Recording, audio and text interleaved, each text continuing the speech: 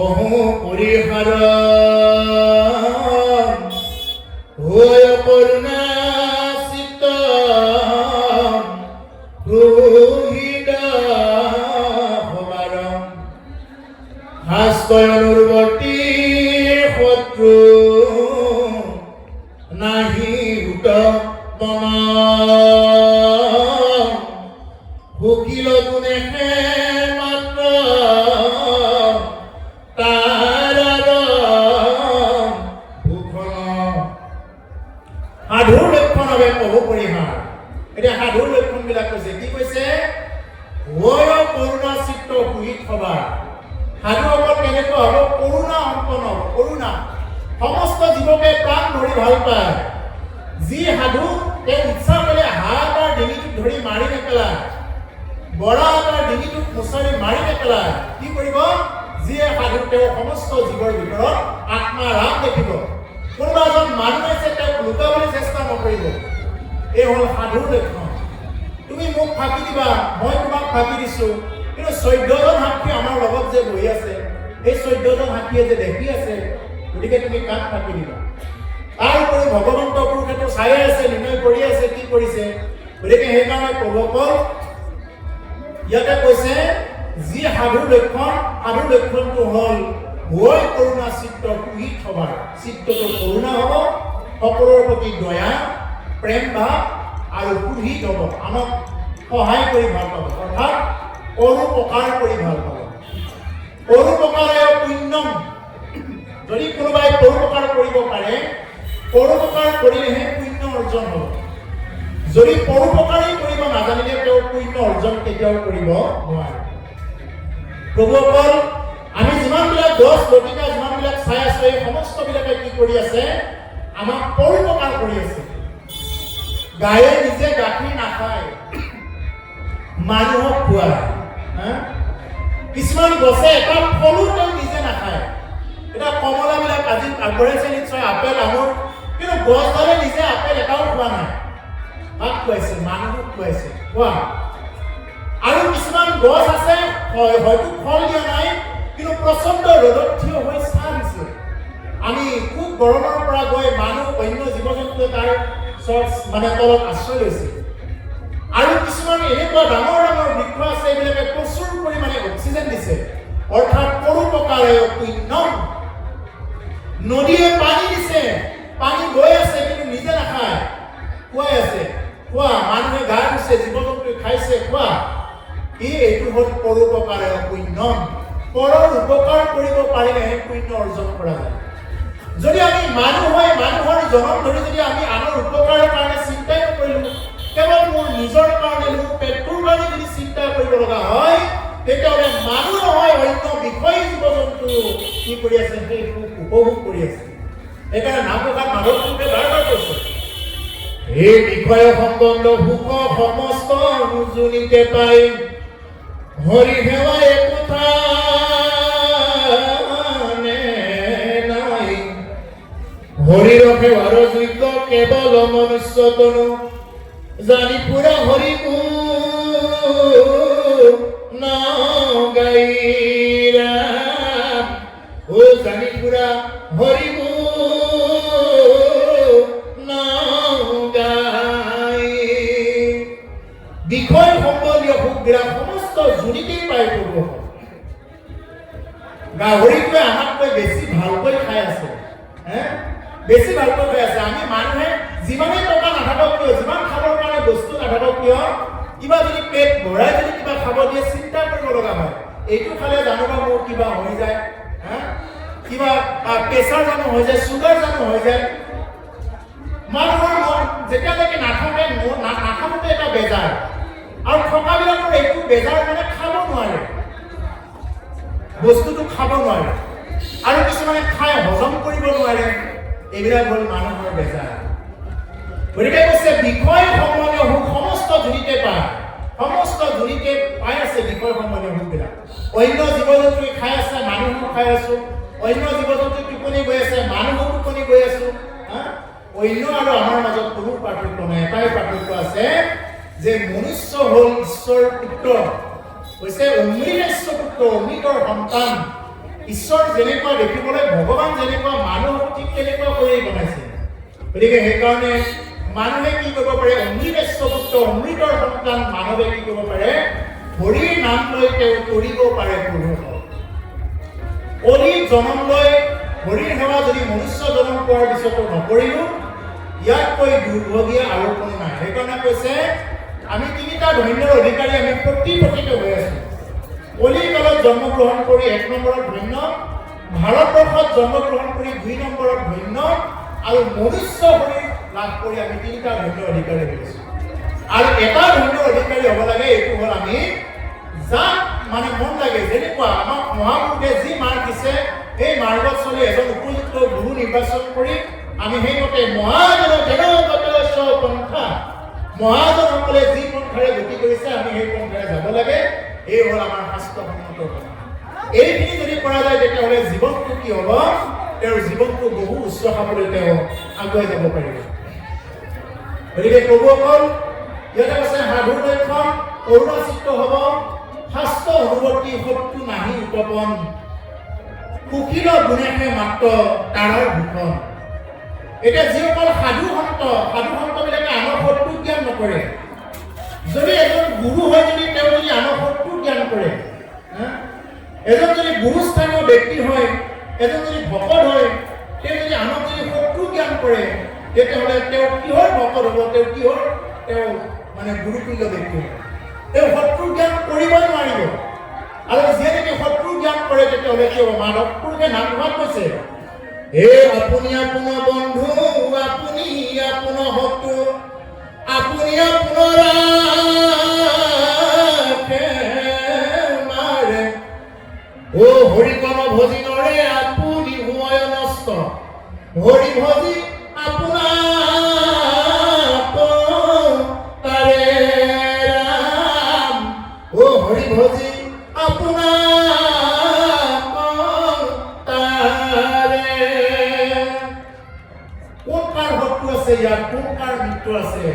দুদিনীয়া এইবিলাক চব কৈছে আপুনি আপোনাৰ বন্ধু, তুমি তোমাৰ নিজে নিজৰ শত্ৰু। যদি এজন গুৰুস্থানীয় ব্যক্তি আমাক শত্ৰু জ্ঞান কৰে, তেওঁ নিজে নিজৰ শত্ৰু। আমি নিজে নিজৰ মৃত্যু। নিজৰ জীৱনটো যদি আমি চলাব জানো, তেতিয়াহ'লে আমি নিজৰ জীৱনটো আমি শত্ৰু কৰি তুলিব পাৰিম, আমি মিত্ৰ কৰি তুলিব পাৰিম।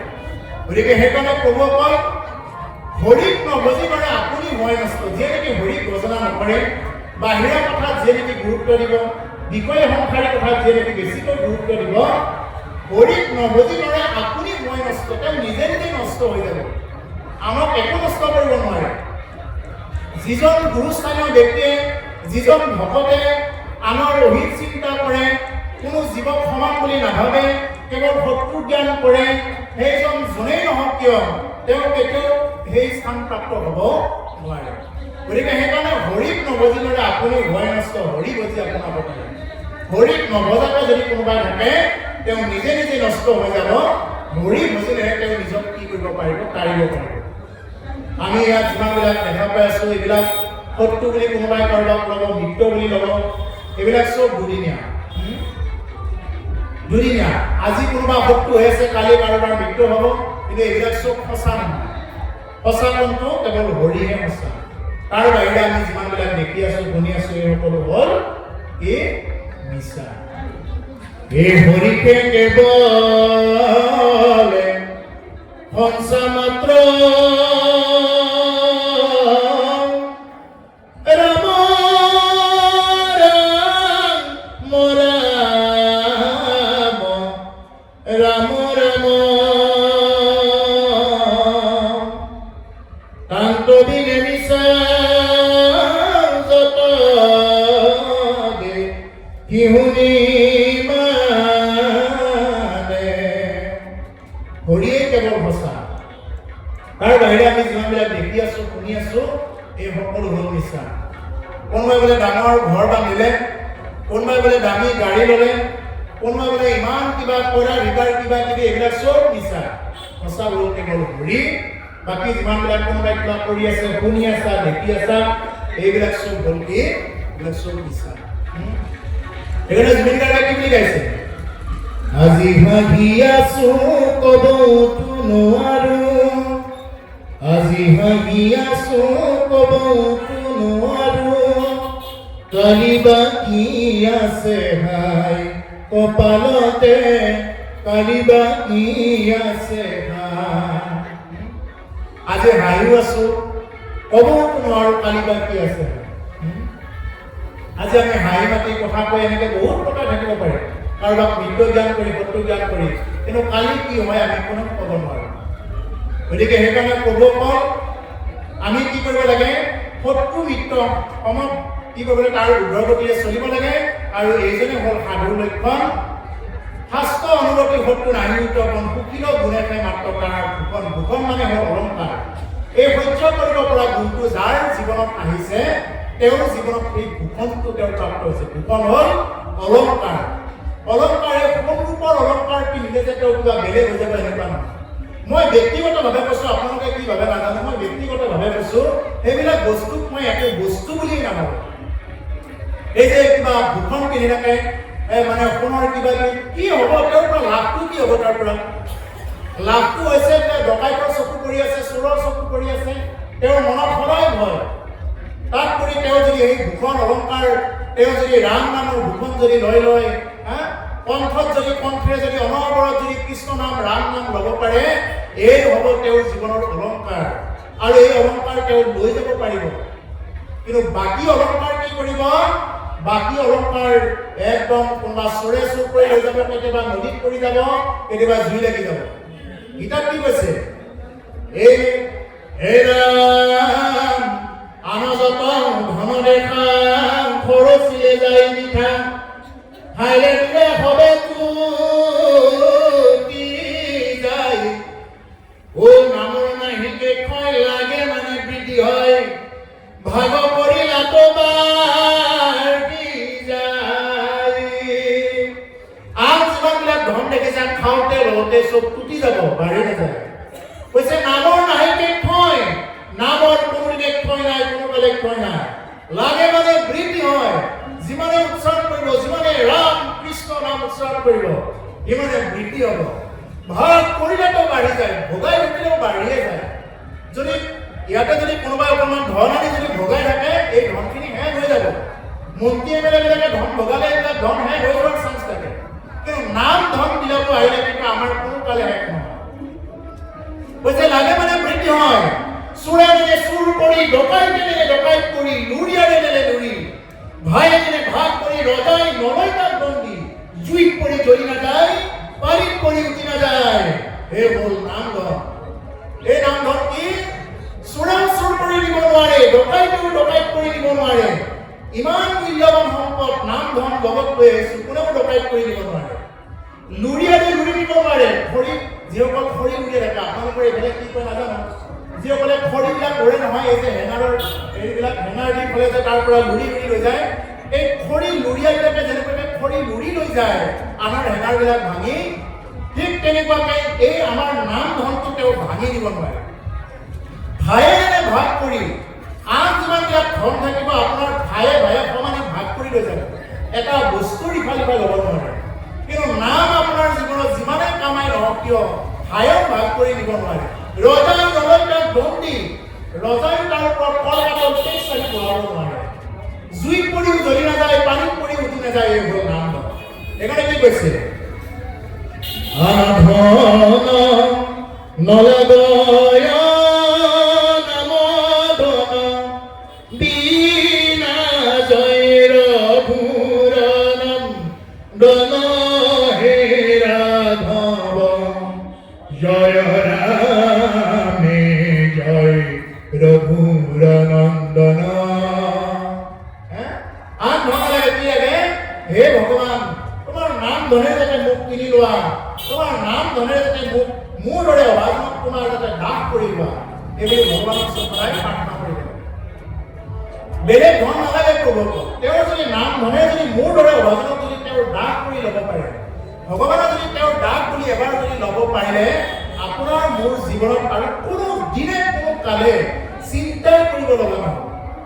সেইকাৰণে কয়, ভগৱানে যদি আপোনাক চাৰিখন হাতেদি দিয়ে আপুনি মই দুইখন হাতেদি লৈ গ'লে পাৰিব যদি তেওঁ চাৰিখন হাতেদি দিব খোজে এইটো একদম সত্য কথা তেওঁ যদি চাৰিখন হাতেদি দিয়ে আপুনি মই দুইখন হাতেদি লৈ গ'লে নোৱাৰিম বুলি ক'ব আৰু যদি তেওঁ আপোনাৰ মোৰ পৰা চাৰিখন হাতেদি নিব চেষ্টা কৰে আপুনি মই এনেকে দুইখন হাতেদি এনেকে খামোচা মাৰি ধৰি থাকিলেও আমি কিন্তু ৰাখিব নোৱাৰো সেইকাৰণে ভগৱানৰ ওচৰত ভক্তি কৰিব লাগে ভগৱানৰ ওচৰত ভক্তি কৰিব লাগে আৰু কেনেকে ভক্তি কৰিব লাগে গোবিন্দ বুলি মহাপ্ৰভু জগন্নাথৰ ওচৰত গ'লে কেনেকে দুই হাত তুলি যায় মই জগন্নাথ পুৰীত এবাৰ যোৱাৰ সৌভাগ্য হৈছে প্ৰভু জগন্নাথৰ ওচৰত তাতে যাওঁতে কি কৰে মানুহে এনেকে দুই হাত তুলি আহে কিয় দুই হাত তোলা মানে এইটো চাৰেণ্ডাৰ যেনেকৈ এই আৰ্মি মিলিটাৰীবিলাকে যদি কেতিয়াবা যদি এজন অপৰাধীক ধৰে কি কৰিব তেওঁ জেপত হাতখন ভৰাই থাকিলে কি বা লৈ আছে জেপত বুলি ভাবিব কিন্তু তেওঁ যদি দুই হাত তুলি দিয়ে তেতিয়া কি বুলি ক'ব আৰু চাৰেণ্ডাৰ কৰিছে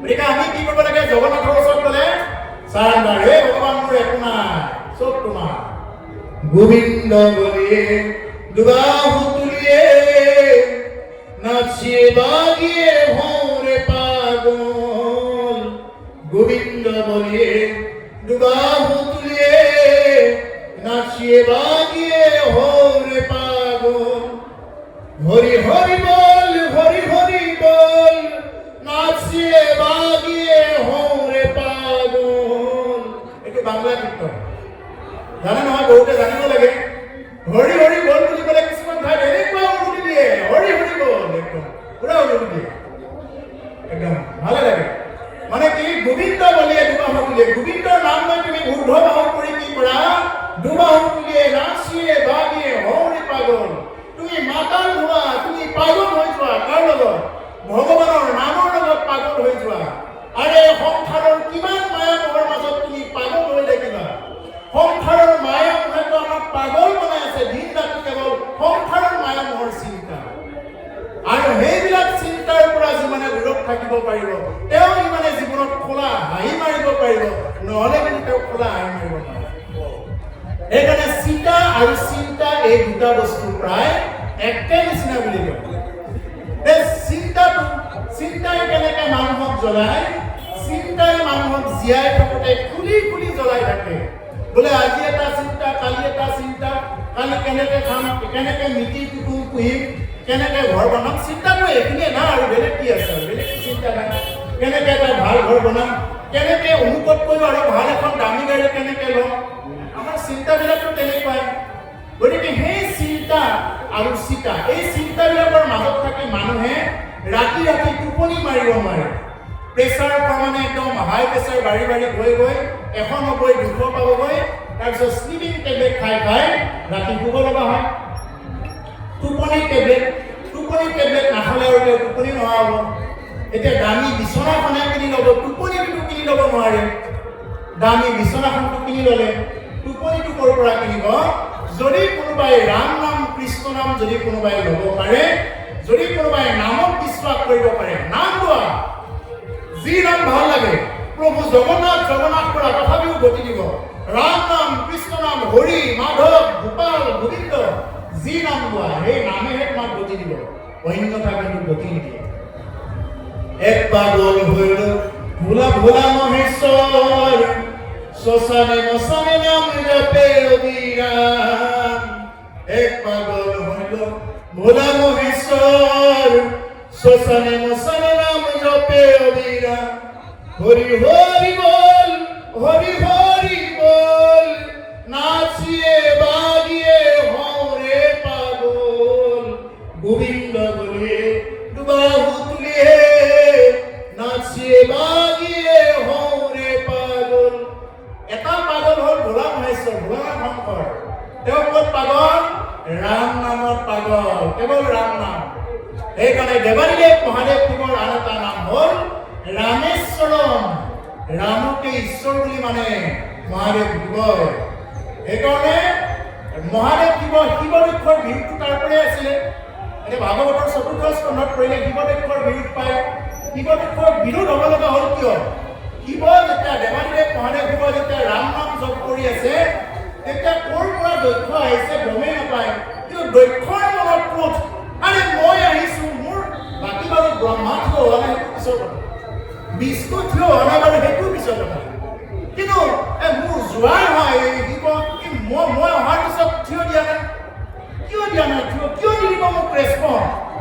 বাকী সমস্ত দেৱ সমাজটো হৈ দিছে, কিন্তু এজন কিয় হোৱা নাছিল শিৱ। কিন্তু তেওঁ ওপৰত ব্যস্ত আছিল ৰাম নামত ৰামেশ্বৰম শিৱ। আৰু সেইজন ৰামেশ্বৰ শিৱ, সেইজন শিৱ কি কৰে মানে অনবৰত ৰাম নামত জপ কৰি থাকে, সেইকাৰণে তেওঁৰ নাম হ'ল ৰামেশ্বৰম। কিন্তু দুৰ্ভাগ্যৰ কথা, সেইজন শিৱৰ যিদিনা শিৱৰাত্ৰি পূজা হয়, শিৱৰাত্ৰি পূজাৰ দিনা আমাৰ মানুহে বহুতে ভাং ভূটা আদি দি পূজা কৰে, এইটো নাপায়। বৈষ্ণৱ অগ্ৰগণ্য প্ৰথমজন বৈষ্ণৱে হ'ল দেৱাদিদেৱ মহাদেৱ শিৱ। এইজন শিৱৰ নামত এতিয়াতো কিছুমানে একেবাৰে এনেকুৱা গীত গাইছে, একদম বম বম ভোলা বম গাঞ্জা খায়া মুগ্ধ হৈয়া, কেৱল গাঞ্জা খাই থাকে নেকি বাৰু দেৱাদিদেৱ মহাদেৱ? কিন্তু এনেকুৱা নহয়। দেৱাদিদেৱ মহাদেৱ শিৱই মানে কেতিয়া দীপান কৰিছিল, যেতিয়া একদম সৃষ্টিত হাহাকাৰ লাগি গৈছিল, সৃষ্টিত হাহাকাৰ লাগি গৈছিল, যেতিয়া নেকি একদম মানে বাসুকী নাগৰ পৰা হলাহৰ বিষ ওলাইছিলে, তেতিয়া পান কৰা কোনো নাছিলে। তেতিয়া দেৱাদিদেৱ মহাদেৱ শিৱই কি কৰিছিলে, সেই বিষ হলাহৰ বিষ পান কৰিছিলে, যাৰ মানে তেওঁৰ কণ্ঠ হৈ গৈছিলে নীলা, সেইকাৰণে তেওঁৰ নাম হ'ল নীলকণ্ঠ। নীলা পৰি গ'ল কাৰণে তেওঁৰ নাম হ'ল নীলকণ্ঠ। আৰু সেইজন মহাদেৱ শিৱৰ এনেকুৱা যিসকলে মানে তেনেকুৱাকে ভাং ভূটা মদ খাই পূজা কৰে, মই তেওঁলোকক মই এতিয়াও মানে প্ৰাৰ্থনা কৰোঁ, আজ্ঞা দিব নোৱাৰো, প্ৰাৰ্থনা কৰিছোঁ যাতে সেইটো যাতে ভক্তসকলে সংশোধন কৰিলে। নহ'লে কিন্তু দেৱাদিদেৱ মহাদেৱ শিৱ কিন্তু তেওঁ কেতিয়াও সন্তুষ্ট নহয়। যেনেদৰে ৰাৱণো শিৱৰ ভক্ত আছিলে, কিন্তু হনুমান শিৱৰ অৱতাৰ, কিন্তু ৰাৱণে কিন্তু কি ক'ল, সেই হনুমানে কি কৰিলে, সেই লংকাখন ধ্বংস কৰিলে।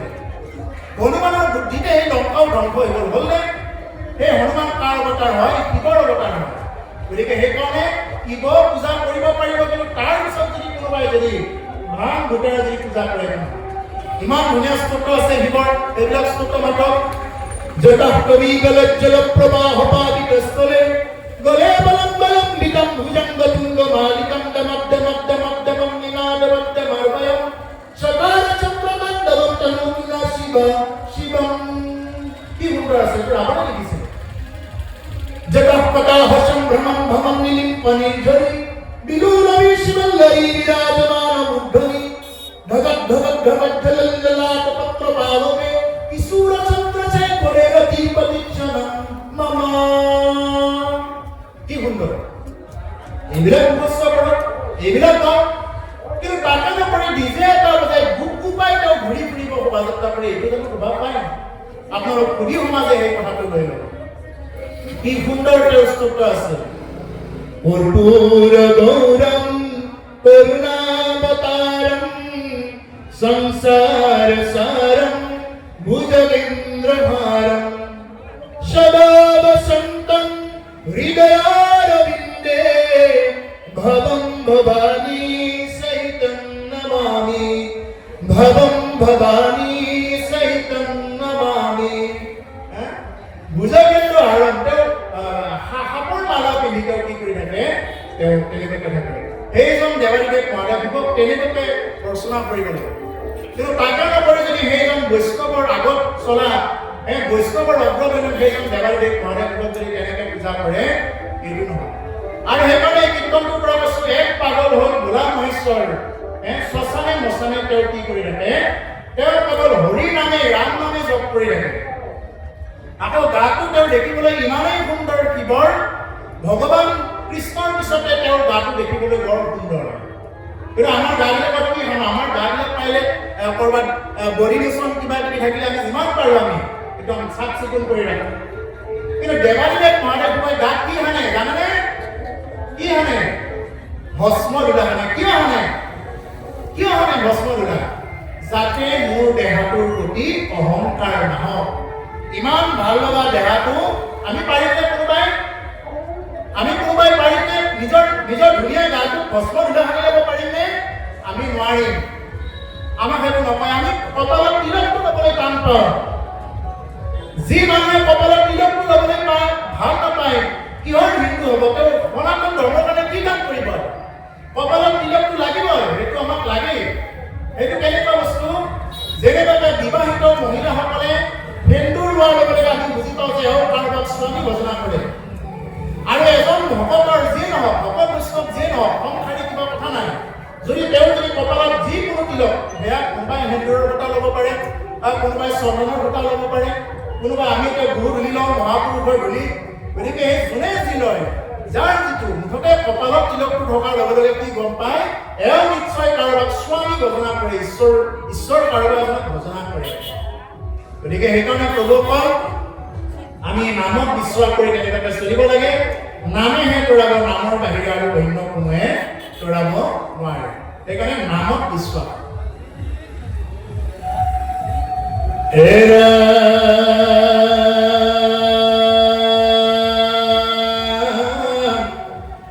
মুহূৰ্ত একান্ত ভাৱ ভকতি কৰন্ত, ভক্ত প্ৰীতি অৰ্থে ভাৰ্যা পুত্ৰয়ে ৰিবন্ত। এৰা মোৰ মংগল কথা অহন্ত পুনন্ত, ও মুত মন দিয়া হবে তাপয়ে ৰাইবন্ত। কি কৈছে? মোৰ গুণ কথা, মোৰ সুমংগল কথা অহন্ত পুনন্ত। মোৰ মানে তাক কৈছে ভগৱানৰ যিহেতু অৱতাৰ, কৈছে মোৰ অৱতাৰৰ কথাবিলাক যদি কোনোবাই শুনে বা কাৰোবাৰ আগত যদি কয়, তেতিয়াহ'লে কি কৰিব?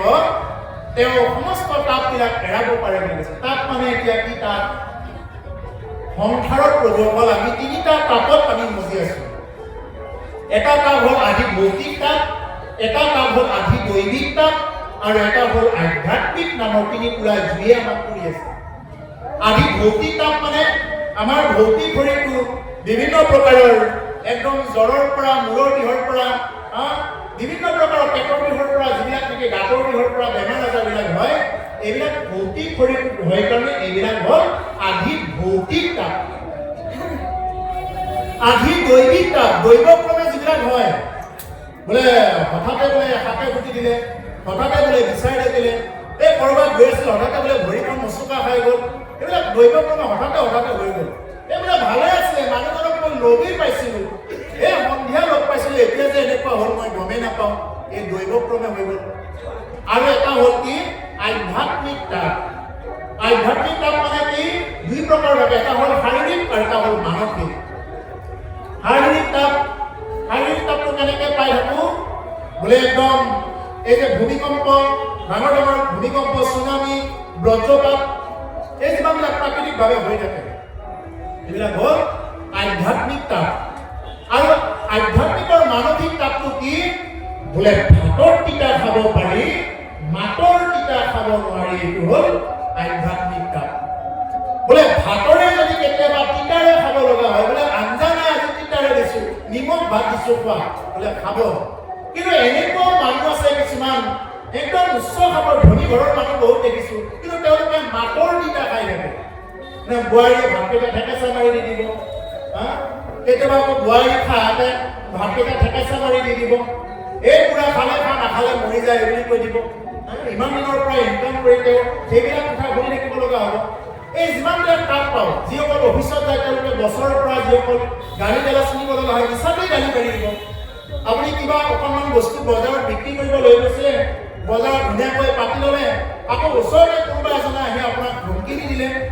এই যিমানবিলাক আমি মাতৰ তিতা পাই থাকোঁ, এইবিলাক মানসিক তাপ, পীড়া। এই সমস্ত তাপৰ পৰা উদ্ধাৰ কৰি দিব পাৰে কোনে? দুখোজ সমান পাৰে বুলি কৈছে। গৰুৰ খোজটো যেনেকুৱা, এই গৰুৰ খোজটোৰ সমান কৰি কাঢ়ি দিব পাৰে ভৱ সংসাৰখন। সমস্ত কিবা বহুত হ'ব লগা আছিলে, অকণমানতে কাঢ়ি লৈ যাব পাৰে, কিহে? ভগৱন্তৰ কৃপা হ'লে। সেইকাৰণে কি বুলি কৈছে? সচ্চিদানন্দ ৰূপায় বিশ্বপত্ৰ্যাদিহেতবে পাপত্ৰয়োৰ্বিনাশায় শ্ৰীকৃষ্ণায় বয়ং নমঃ। তিনিটা তাপৰ পৰাও কি কৰিব পাৰে? তেওঁ বিনাশ কৰিব পাৰে। তিনিটা তাপ, সেই আদিভৌতিক, আদিদৈবিক, আধ্যাত্মিক তাপ আমি প্ৰত্যেকেই পাই থাকোঁ প্ৰভু। মানুহ মাত্ৰেই পাই আছে এইকেইটা তাপ। গতিকে এই তাপবিলাকৰ পৰা মুক্তি দিব পৰা নিষ্ঠাৰ দিব পৰা কেৱল মাত্ৰ প্ৰভু ভগৱন্তয়ে গতি দিব পাৰে ইয়াৰ বাহিৰে অন্য কোনেও গতি দিব নোৱাৰে সেইকাৰণে ইয়াতে ক'লে মোহক একান্ত ভাৱ ভকতি কৰন্ত মুত প্ৰীতি অৰ্থে ভাৰ্যাপুত্ৰ এৰি মোৰ প্ৰীতিৰ অৰ্থে পুত্ৰ ভাৰ্যা এইবিলাকক যেনেকৈ পালন কৰি থাকিব মই বুলি পালন কৰিব লাগিব পুত্ৰ ভাৰ্যাবিলাকক কেনেকৈ পালন কৰিব লাগিব বোলে মোৰে এটা ৰূপ এইবুলি ল'ব লাগিব কাৰণ চব জীৱৰ ভিতৰতে ঈশ্বৰ থকা বুলি ইয়াৰ আগত কৈ যোৱা হৈছে শাস্ত্ৰই সেইটোকে কৈ আছে যদি চবৰ ভিতৰত ঈশ্বৰ আছে মোৰ পুত্ৰৰ ভিতৰতো ঈশ্বৰ আছে মোৰ আইগৰাকীৰ ভিতৰতো ঈশ্বৰ আছে আমাৰ ঘৰৰ সমস্ত জীৱৰ ভিতৰত ঈশ্বৰ আছে যদি সমস্তৰ ভিতৰত আছে তুমি পুত্ৰ ভাৰ্যা পালন কৰা কিন্তু এনেকুৱাকৈ নহয় বিষয় ভাৱত নহয় বোলে এয়াও ঈশ্বৰৰ অংশ গতিকে মই এওঁক যে খুৱাই আছো কেৱল মাত্ৰ ঈশ্বৰ বুদ্ধি কৰিয়ে খুৱাই আছো এনে মই বেলেগ বুলি নহয় মোৰ পুত্ৰ বুলি নহয় ঈশ্বৰৰ এটা অংশ ঈশ্বৰৰ আত্মা এওঁৰ লগত জড়িত হৈ আছে এই বুলিহে খুৱাই থাকক এই বুলিহে লাগি থাকক ভিতৰত মানে ঈশ্বৰৰ কাষত কিন্তু বাহিৰত নানা দেখাই নামঘৰত কৈছে ভিতৰত এক ঈশ্বৰৰ কাষত এক দেখা পাওঁ সকলোতে কিন্তু বাহিৰত কি দেখা পাওঁ বাহিৰত একদম যি দেখা পায় আৰু তাৰ চকুকেইটাতো আৰু মানে ঢাকি থ'ব নোৱাৰে কিছুমান সন্তই কি কৰিছিলে কিছুমান সন্তই এনেকুৱা কৰিছিলে বোলে মায়া বস্তু যদি বৰ বেছিকৈ দেখা পাই থাকে চকুত বেজি সানি লৈছিলে মই চকুকেইটাৰ কাৰণেহে মই ইমান এনেকুৱা হ'ব লগা হৈছে চকুহে এনেকুৱা কৰি আছে যা আজিৰ পৰা নাচাওঁ এই বিষয়ে সংসাৰ বুলি কি কৰি লয় কিছুমান সাধু সন্তই একদম চকুত বেজি মাৰি লয় গতিকে সেইকাৰণে প্ৰভুসকল আমিতো বেজি মৰাৰ যোগ্য নহয় গতিকে সেইকাৰণে আমি কি কৰিব লাগিব আমি এই যে ৰাম নাম কৃষ্ণ নাম এনেকুৱাকৈ লৈ যদি আমি চলিব পাৰোঁ তেতিয়া আমাৰ সেই অজ্ঞান অন্ধকাৰবিলাক আমাৰ হৈ যাব খোল খাই যাব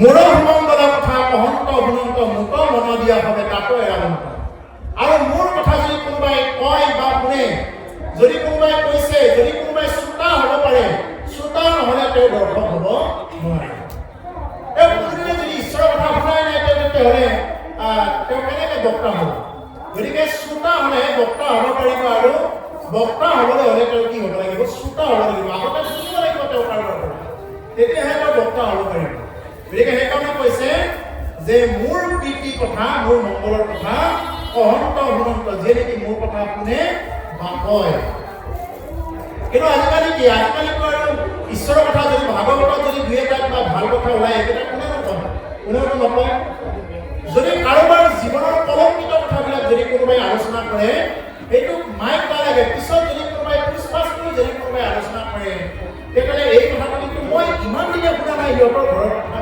এইবুলি ল'বনে নাই বাৰু বোলে মই ইমান দিনৰ পৰা শুনা নাই সিহঁতৰ ঘৰত এইটোহে চলি আছেনে আজি আমি ভাগৱতত গৈহে গম পালোঁ এই কথাটো আমাৰ অমুকীয়ে ক'লে এইবুলি ক'ব কিন্তু ভাগৱতত যে কি হৈ গ'ল এই কথাখিনি কিন্তু তেওঁৰ মুখত আনিব গতিকে যদি এবাৰ যদি ভাগৱতত কি হ'ল তেওঁ যদি নিজে ল'ব জানে আৰু যদি তেওঁ যদি আনকো ক'বলৈ ধৰে তেতিয়াহ'লে তেওঁৰ জীৱনত কি হ'ব এই ভাগৱতৰ কথাবিলাকে তেওঁৰ জীৱনত এইটো ক্ৰিয়া কৰি যাব হেৰা মাৰা কবলন্ত সাধু জানিবা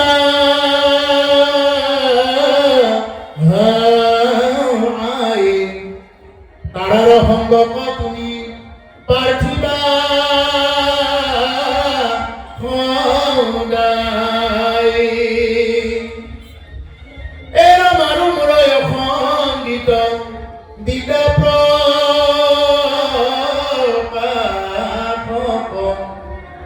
কৰ্ণৰ মনৰ সদা আনন্দ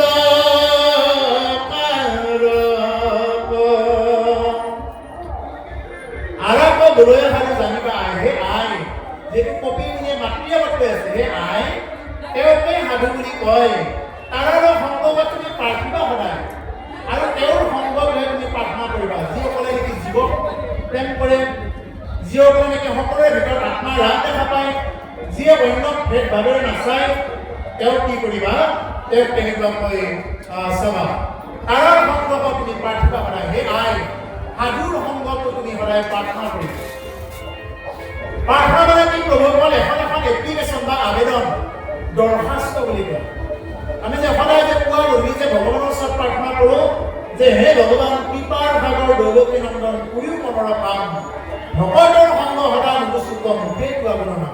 আমি কি বুলি প্ৰাৰ্থনা কৰিলো, হে ভগৱান, যাতে হে দৈৱকী নন্দন ঈশ্বৰ কৃষ্ণ, তুমি যাতে মোক কৃপা কৰা, যাতে ভকতৰ সংগ যাতে সদায় পাই থাকো, আজিৰ দৰে যাতে সাধু সংগ সদায় পাই থাকো, সদায় যাতে সাধু সংগত থাকিব পাৰো, তুমি যাতে এইখিনি কৃপা কৰা। ভকতৰ সংগ সদায় নুগুচক মুঠেই কোৱা গুণ, তোমাৰ যাতে নাম গুণ আমাৰ মুখৰ পৰা ল'বা এৰিব লগা নহয়। এইবিলাকে ভগৱানৰ ওচৰত সদায় যেতিয়া আবেদন দি থাকিম, এই আবেদনখন যেতিয়া তেওঁ স্বীকাৰ কৰিব, তেতিয়াহ'লেহে মানে আমাৰ এইখিনি কামত দিব। কিন্তু মানুহে এতিয়া নামত বিশ্বাস নকৰে, এই কথাবিলাকত বিশ্বাস নকৰে। মানুহে ক'ত বিশ্বাস কৰে? পানীত বিশ্বাস কৰে। মানুহে নামত বিশ্বাস নকৰে। কোনোবাই যদি এটা জাপ এডাল আনি কাটি এটা আনি যদি কোনোবাই দিব ইচ্ছা কৰে, এইটো কিন্তু ধুনীয়াকৈ লৈ ল'ব।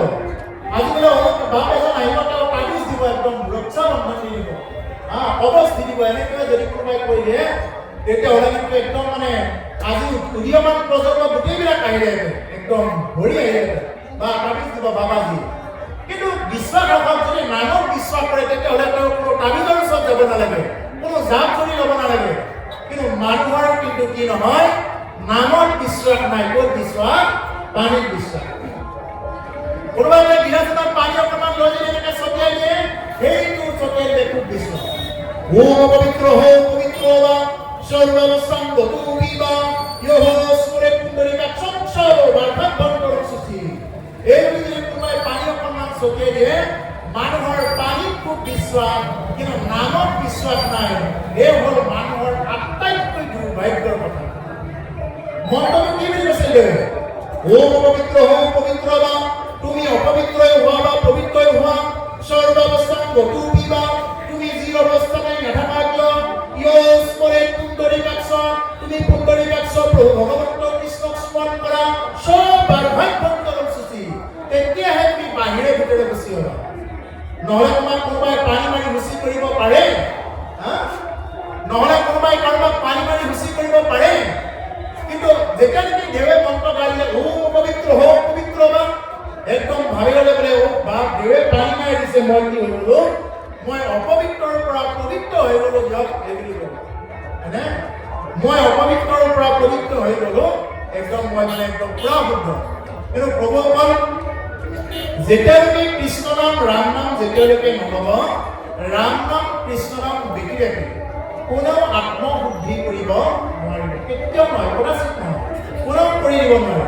কোনেও কাৰো শ্ৰাদ্ধ কৰি, কোনেও কাৰো পিণ্ড দান কৰি কোনেও গতি দিব নোৱাৰে। যদি উদাহৰণ লাগে, ভাগৱতৰ প্ৰথমতে দিয়া থাকে, সংস্কৃত ভাগৱতৰ প্ৰথমতে কি দিয়া আছে? গোকৰ্ণ আৰু ধুন্দুকাৰী উপাখ্যান দিয়া আছে।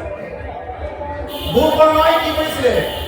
গোকৰ্ণই ধুন্দুকাৰী প্ৰেতাত্মা হৈছিলে, আৰু ধুন্দুকাৰী প্ৰেতাত্মা গতি দিবৰ কাৰণে গোকৰ্ণই বিভিন্ন গয়া কাচি চবতে কি কৰিছিলে? মানে পিণ্ডদান কৰি আছিলে, পিণ্ডদান দি আছিলে। কিন্তু কোনো এটা পিণ্ডদানত মানে সেই প্ৰেতাত্মাক গতি দিব নোৱাৰে। কিন্তু শেষত সূৰ্যদেৱে এটা কথা ক'লে, বিভিন্ন ঋষিমুনিক প্ৰশ্ন কৰিছিল, কি কৰোঁ? ঋষিমুনিবিলাকে ক'লে, গোকৰ্ণক তুমি সূৰ্যদেৱক আহ্বান কৰা। আৰু যেতিয়া সূৰ্যদেৱক আহ্বান কৰিলে, সূৰ্যদেৱে ক'লে বোলে, গোকৰ্ণ তুমি কি কৰা? তুমি ধুন্দুকাৰীক ভাগৱত কথা শুনোৱা, 7 দিন ভাগৱত কথা শুনোৱা। আৰু যেতিয়া নেকি 7টা পাত থকা এডাল বাঁহৰ ভিতৰত কি কৰিছে? প্ৰেতাত্মাক ঘূৰাই লৈছিলে মন্ত্ৰৰ বলেৰে। সেই প্ৰেতাত্মাক 7টা পাত থকা এডাল বাঁহত ঘূৰাই দিছে। প্ৰথম দিনা ভাগৱত কৈ আবেলি সময়ত বিৰতি দিছে, এটা পাত ফাটি গৈছে। দ্বিতীয় দিনা ভাগৱত কথা কৈছে, দ্বিতীয় পাত ফাটি গৈছে। তৃতীয় দিনা ভাগৱত কৈছে, 3টা পাত ফাটি গৈছে। এনেকে 4, 5, 6, 7 দিন ভাগৱত কৈছে। 7টা পাত ফাটি লগে লগে বৈকুণ্ঠৰ পাৰিষদ হৈ, এই ধুন্দুকাৰী প্ৰেতাত্মাৰ পৰা বৈকুণ্ঠৰ পাৰিষদ হৈ কি কৰিছে? আগত গৈছে। হ'ল ভাগৱতৰ মহিমা।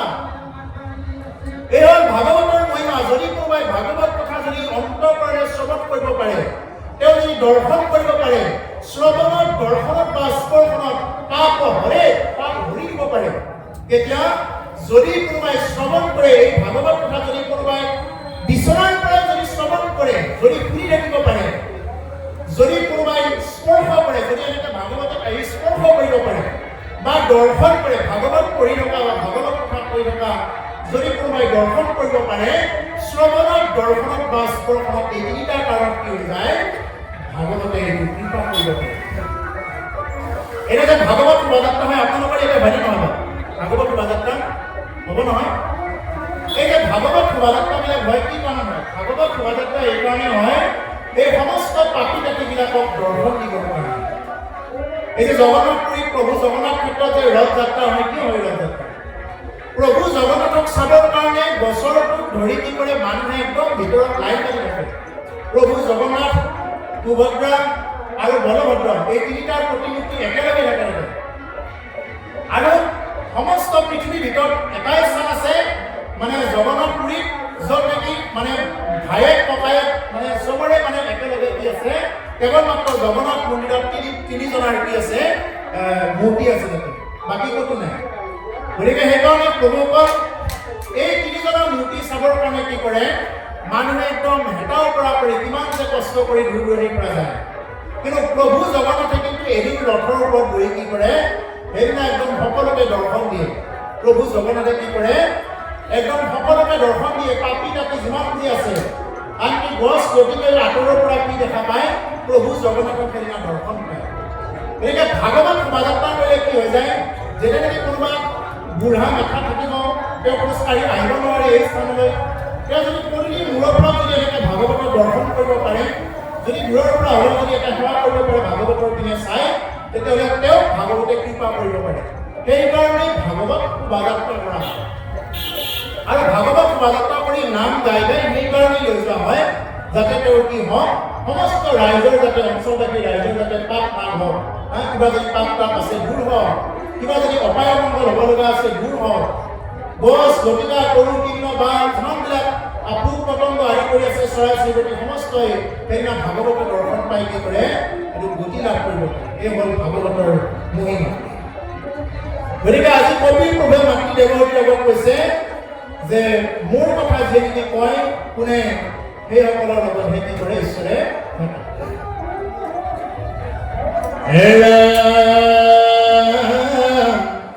আৰা কবলৈ সাধু জানিবা তাৰাৰ সম্পৰ্ক তুমি পাৰ্থিবা সদায় এৰা মাৰো মূৰয় অখণ্ডিত বিদ্যা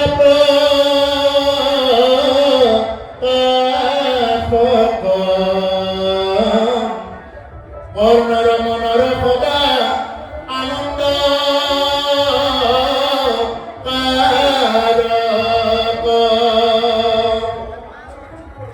আৰম্ভ বলয় সাধু জানিবা সেয়াই এই লক্ষণবিলাক যাৰ তাত থাকিব তেওঁৱে সাধু বুলি কয়।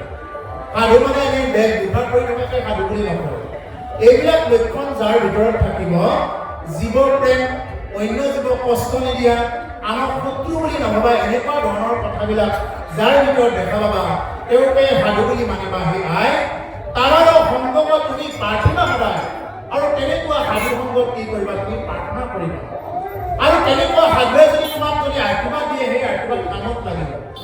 আৰু যদি তেনেকুৱা প্ৰকাৰৰ যদি সাধু নহয় তেওঁ আশীৰ্বাদ নহয় অভিয়াস দিলে তেওঁৰ কামত নাহে। যিখন মুখেৰে যাতে তাতে কথা কৈ থাকিব, যিখন মুখেৰে নাখাবলগীয়াবিলাক খাব, সেইখন মুখেৰে কি আশীৰ্বাদ নহয় অভিয়াস দিলেও কামত নাহে। আৰু যিখন মুখে সত্য সদাচাৰীভাৱে চলিব, যিজন মানুহে নেকি সদায় শুদ্ধ সাত্বিক ভাৱত যিয়ে চলিব তেওঁ আশীৰ্বাদ দিলেহে লাগিব। সেইকাৰণে কিছুমানে আশীৰ্বাদ দিব যে একদম ডাইৰেক্ট আশীৰ্বাদ দিয়া, যাৰ তাত ধন থাকে তেওঁ লুকাই ৰাখে, কোনোবাই দেখা পাব বুলি একদম ভিতৰৰ পৰা কিবাকে এটা মত এটা উলিয়াই দিব, একদম গন্তি কৰিয়ে লৈ যাব। কিন্তু যাৰ তাত নাথাকে তেওঁ দেখুৱাই থাকে, দেখুৱাই ভাল পায়। ঠিক তেনেকুৱা আশীৰ্বাদটো কি বস্তু, আশীৰ্বাদ যেনেকে সেনেকে নিদিয়ে মানে যিসকলে সামৰ্থ্যশালী ব্যক্তি আশীৰ্বাদ এবাৰ দি গ'লে তেওঁ লাগি যায়। সেইকাৰণে সামৰ্থ্যশালী ব্যক্তিসকলে কি কৰে এইবিলাকৰ পৰা দূৰতে থাকে। কোনোবাই যদি সন্মান নকৰে ভালেই পায়, কোনোবাই যদি সন্মান নকৰে ভালেই, নিন্দা কৰিলে আৰু ভাল। কি নিন্দা কৰা মানে কি, আনক নিন্দা কৰা মানে তেওঁৰ দুখখিনি মই লৈ লোৱা। যদি আজি এটা কোনোবা এজন বাপৰ যেনিবা নিন্দা কৰে তেওঁ কিনো জানে, এনেকুৱা ধৰণৰ নিন্দা এইবিলাক তেওঁ অমুখে তমুখে। আমি যদি পৰৰ সমালোচনা কৰোঁ, পৰৰ সমালোচনা কৰাৰ লগে লগে তেওঁৰ দুখটো আহি নিজৰ ভিতৰত বাঘ আনিব। সেইকাৰণে আনৰ সমালোচনাৰ পৰা আমি কি কৰিব লাগে, পাৰিলে দূৰত থাকিব লাগে, তেতিয়াহে আমাৰ সাধু সন্ত ভকতৰ গুণবিলাক আমাৰ আহিব।